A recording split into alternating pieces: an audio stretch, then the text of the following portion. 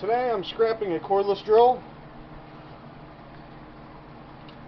It doesn't work, and there's no charger, and the guy said it didn't have any power anyways, so I'm just gonna scrap it.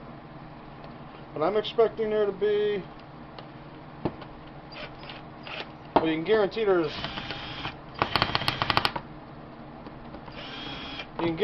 an electric motor in it.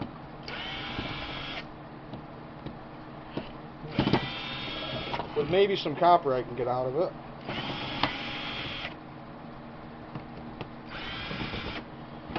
There's going to be some wire in there.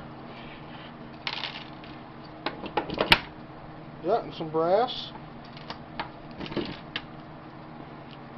Now these batteries. My scrapyard don't take them, but there are scrapyards out there that do. Last time I went up to New Hampshire for a vacation, I took a bucket of batteries with me, and we cashed them in. I save all my batteries.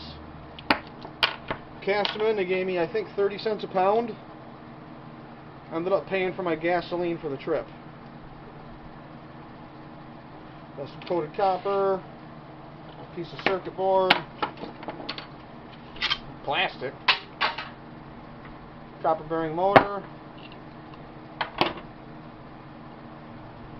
yeah, just a bunch of steel, more plastic, not much in that.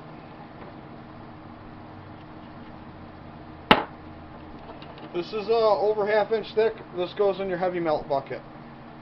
Heavy melt's worth more than just regular tin.